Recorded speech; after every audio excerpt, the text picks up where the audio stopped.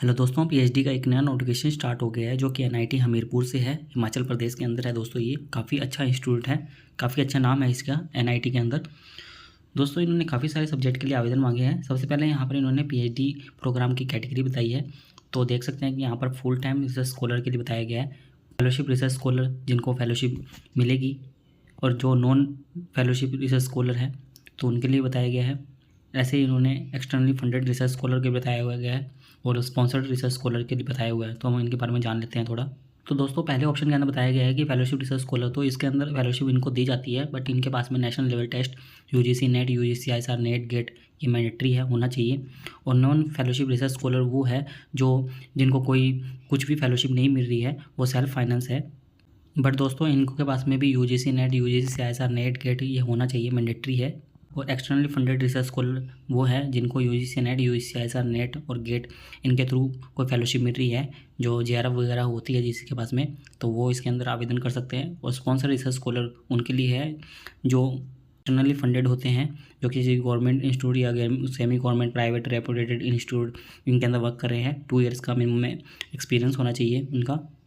इनको no objection certificate submit करवाना होगा और स्पॉन्सर्ड लेटर भी सबमिट करवाना होगा। बट इनको ये UGC NET, UGC CSIR NET, GATE इनके लिए एग्जम्प्टेड रहेंगे, इनको ये देने की जरूरत नहीं है। दूसरी कैटेगरी दोस्तों इन्होंने पार्ट टाइम रिसर्च स्कॉलर्स की बताई है, जिसके अंदर फर्स्ट ऑप्शन के अंदर बताया कि इंस्टीट्यूट रिसर्च स्कॉलर जिसके अंदर की कोई इसी के अंदर वर्क करता हुआ होना चाहिए, किसी प्रोजेक्ट के अंदर में मिनिमम 2 ईयर्स का के अंदर कर रहा है, कम का है तो उनको UGC NET, UGC CSIR net देना होगा, तो ये मैंडेटरी रहेगा उनके लिए। तो ये रहती है। और स्पॉन्सर रिसर्च स्कॉलर दूसरी कैटेगरी के अंदर बताया है कि जो कोई वर्किंग प्रोफेशनल है, उनको 2 ईयर से ज़्यादा का एक्सपीरियंस है, तब तो उनको UGC NET, UGC CSIR NET, GATE ये नहीं चाहिए होगा। बट इनसे कम का एक्सपीरियंस है तो उनको UGC NET, UGC CSIR NET, GATE ये मैंडेटरी रहेगा। और आगे इन्होंने डिपार्टमेंट बताए हैं, तो किन किन डिपार्टमेंट के अंदर क्या रिसर्च एरिया रहेंगे और क्या डिपार्टमेंट है, तो यहाँ पर बताई गई है। तो पहला डिपार्टमेंट दोस्तों आर्किटेक्चर है, जिसके अंदर काफ़ी सारे रिसर्च एरिया दिए हुए हैं। दूसरा civil engineering, computer science and engineering, electronics and communication engineering, electrical engineering, mechanical engineering, chemical engineering, material science and engineering, chemistry, physics and photonics science, mathematics and scientific computing, management studies जिसके अंदर की marketing management, HRM, humanities and social science जिसके अंदर economics और काफ़ी सारे language के subject भी यहाँ पर दिए हुए हैं। और सेंटर फॉर एनर्जी स्टडीज़, यहाँ पर दोस्तों एजुकेशन क्वालिफिकेशन अलग अलग है। तो पीएचडी इन इंजीनियरिंग डिपार्टमेंट जिसके अंदर की civil, mechanical, electrical, computer science, electronics and communication, इनके लिए यहाँ पर एलिजिबिलिटी बताई गई है। तो इन्होंने बताया है कि जो open EWS OBC non criminal category से हैं उनको 6.5 से जीपीए या 60% मिनिमम मार्क्स मास्टर डिग्री के अंदर चाहिए होंगे। और जो SC ST PWD कैटेगरी से हैं उनको 55% मास्टर डिग्री के अंदर मार्क्स चाहिए होंगे। या कोई बैचलर डिग्री से के थ्रू ही आवेदन करना चाहता है, उनको 80% मार्क्स चाहिए होंगे और 75% रिजर्व कैटेगरी वालों को चाहिए होंगे। और दूसरा ऑप्शन दोस्तों पीएचडी इन इंजीनियरिंग डिपार्टमेंट जिनके अंदर की chemical, material science and engineering, इसके अंदर दोस्तों सेम ही है एलिजिबिलिटी, तो देख सकते हैं। बट एक अलग से एलिजिबिलिटी और यहाँ पर दी हुई है। यदि किसी के पास में मास्टर डिग्री इन साइंस है तो उनको 60% मार्क्स ही चाहिए होंगे और 55% मार्क्स SC ST PWD को चाहिए होंगे, बाकी एलिजिबिलिटी सेम है। और ऐसे ही पीएचडी इन साइंस डिपार्टमेंट के अंदर बताई हुई है, तो ये सेम रहेगी 60% वाली। और पीएचडी इन साइंस डिपार्टमेंट जिसके अंदर की फिजिक्स एंड फोटोनिक साइंस है, इसके अंदर भी यहाँ पर सेम बताई हुई है। और यदि कोई बैचलर डिग्री के थ्रू ही आवेदन करना चाहता है तो उनको 80% मार्क्स चाहिए होंगे और डिग्री यहाँ पर उनके पास में इंजीनियरिंग या टेक्नोलॉजी के अंदर होनी चाहिए। और PhD in science department mathematics and scientific computing के अंदर कर रहा है तो उनको मिनिमम 60% मार्क्स चाहिए होंगे मास्टर डिग्री के अंदर और 55 रिजर्व कैटेगरी वालों को चाहिए होंगे। और बैचलर डिग्री वालों के लिए 80% मिनिमम मार्क्स चाहिए होंगे, 75 रिजर्व कैटेगरी वालों के लिए। ऐसे दोस्तों ने PhD in humanities and social science के लिए बताया है, जिसके अंदर की मिनिमम 60% मार्क्स चाहिए होंगे मास्टर डिग्री के अंदर, जो कि English, economics, sociology, psychology, behaviour and social science इनके अंदर होना चाहिए। और 55% रिजर्व कैटेगरी वालों के लिए बताया गया है। और मैनेजमेंट स्टडीज़ के अंदर भी दोस्तों सेम ही बताया गया है। और यदि किसी के पास में प्रोफेशनल बैचलर डिग्री है तो उनको 75% मार्क्स चाहिए होंगे मिनिमम, 70% रिजर्व कैटेगरी वालों के लिए चाहिए होंगे। और यदि किसी ने MCOM पास की हुई है मास्टर डिग्री इन कॉमर्स, उनको 70% मार्क्स चाहिए होंगे ओपन कैटेगरी वालों के लिए और 65% मार्क्स रिजर्व कैटेगरी वालों के लिए चाहिए होंगे। ऐसे इन्होंने आर्किटेक्चर, एनर्जी स्टडीज़ सभी के लिए बताया हुआ है। आगे यहाँ पर दोस्तों एडिशनल रिक्वायरमेंट की बात की गई है स्पॉन्सर कैटेगरी वालों के लिए। तो यदि कोई स्पॉन्सर्ड है गवर्नमेंट, सेमी गवर्नमेंट या रेपुटेड प्राइवेट इंस्टीट्यूट से, तो उनको 2 ईयर्स का मिनिमम एक्सपीरियंस होना चाहिए और उनको NOC और स्पॉन्सर्ड सर्टिफिकेट भी उनके पास में होना चाहिए। और दोस्तों एप्लीकेशन प्रोसीजर किस प्रकार से रहेगा, तो इस बात का ध्यान रखिएगा कि आपको यहाँ पर ऑनलाइन आवेदन नहीं करना है, आपको ऑफलाइन ही आवेदन करना होगा। तो वीडियो को पूरा अच्छे से देखिएगा। तो इस ब्रोशर के एंड के अंदर एप्लीकेशन फॉर्म भी अटैच किया हुआ है उन्होंने, जो भी हम आपको दिखाएंगे। दोस्तों यहाँ पर 20 जून लास्ट डेट बताई है, तो 20 जून से पहले यहाँ पर आपका डॉक्यूमेंट पहुँच जाने चाहिए। और आपको कहाँ सेंड करने हैं, तो वो एड्रेस भी यहाँ पर दिया हुआ है। The PhD section academic branch, national institute technology Hamirpur HP 1770005 India. तो यहाँ पर आपको पहुँच जाना चाहिए। और दोस्तों फीस की बात की गई है, तो ओपन कैटेगरी और EWS OBC न्यू के लिए 1200 रुपये फीस है और 600 रुपये SC ST PWD के लिए फ़ीस है। दोस्तों ये फ़ीस आपको SBI कोलेक्ट के थ्रू पेमेंट करनी होगी और वो बताया हुआ है किस प्रकार से आपको पे करनी है। आगे दोस्तों यहाँ पर डॉक्यूमेंट क्या क्या रिक्वायर्ड है जो आपको अटैच करने हैं, तो यहाँ पर लिखे हुए हैं।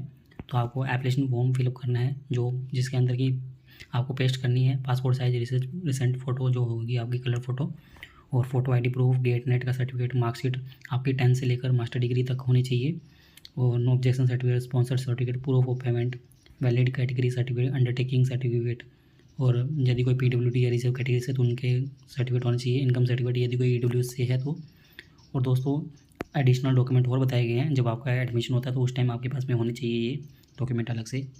और दोस्तों आगे फ़ीस की बात की गई है, तो दोस्तों यहाँ पर फर्स्ट सेमेस्टर की फ़ीस बताई गई है, तो हॉस्टल और नॉन हॉस्टल सभी के लिए बताई गई है, तो लगभग 40,000 के आसपास है, और नॉन हॉस्टल की कम है 33,700 है, और पार्ट टाइम के वालों के लिए 21,650 रुपये फीस रहेगी। और दोस्तों आगे सीट मैट्रिक्स बताई गई है, तो सीट ही कम ज़्यादा हो सकती है, तो यहाँ पर ये बताया गया है।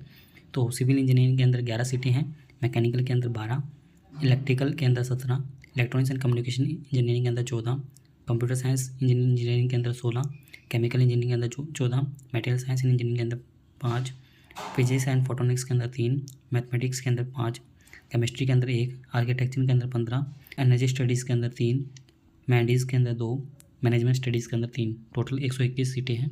तो सीटें ठीक ठाक ही है। इसके अंदर इंपॉर्टेंट डेट की बात फिर से की गई है कि 20 जून इसकी लास्ट डेट रहेगी।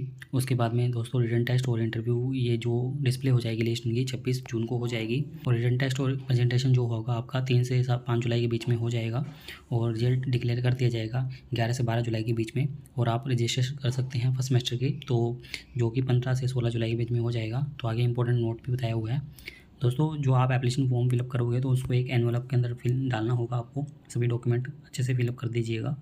उसके बाद में एनवलप के ऊपर आपको कुछ चीज़ें मेंशन करनी है, तो वहाँ पर लिखना है कि आपको application for admission to PhD in the department, आगे जिस भी डिपार्टमेंट सेंटर के अंदर कर रहे हैं तो वो नाम लिख दीजिएगा।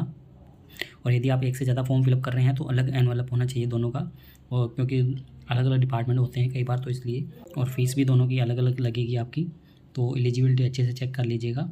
और इस डेट के बाद में जो आएंगे उनको एंटरटेन नहीं किया जाएगा, तो इस बात का ध्यान रखिएगा। आगे इन्होंने कुछ और इन्फॉर्मेशन भी दी है। दोस्तों यहाँ पर इन्होंने इंपॉर्टेंट फ़ोन नंबर्स और ईमेल आईडी अटैच की है, तो ये देख सकते हैं। यदि आपको कोई और ज़्यादा जानकारी चाहिए तो आप इनके ईमेल आईडी और ऑफिस नंबर पर कॉल कर सकते हैं। यहाँ पर नाम और इनका डिपार्टमेंट दिए हुए हैं, तो आप अपने डिपार्टमेंट के हिसाब से इनको कॉल कर सकते हैं। और पेमेंट करने की गाइडलाइन बताई हुई है, तो आपको SBI की कोलेक्ट की वेबसाइट पर जाना है, ऑनलाइन SBI.com। और दोस्तों SBI कोलेक्ट पर जाना है, एजुकेशन इंस्टीट्यूट सर्च करना है NIT हमीरपुर, फिर PhD entrance exam fees only option आएगा, तो उस पर क्लिक कर दीजिएगा। आगे आपने भी फीस करके प्रोसीड कर सकते हैं। और दोस्तों इसका प्रिंट आउट लेके अटैच करना है इसको भी। आगे दोस्तों इन्होंने यहाँ पर कुछ डॉक्यूमेंट भी अटैच किए हैं, तो ये स्पॉन्सर्ड वाले हैं तो उनके लिए चाहिए होंगे ये फॉर्मेट ये काम के हैं। और दोस्तों ये फॉर्म है जो आपको फिलअप करना है, ये ब्रोशर के सबसे लास्ट में मिल जाएगा, तो ये आपको फिलअप करना है। तो यहाँ पर अपना नाम, जेंडर, कैटेगरी ये आपको सभी यहाँ पर लिखना है, टिक करने हैं, और ये पूरा अच्छे से फिलअप कर दीजिएगा। यदि आप फुल टाइम के लिए आवेदन कर रहे हैं या पार्ट टाइम के लिए कर रहे हैं, गेट इन्फॉर्मेशन या नेट इन्फॉर्मेशन, किस डिपार्टमेंट के अंदर आप आवेदन कर रहे हैं, और पासपोर्ट साइज फ़ोटो लगा दीजिएगा।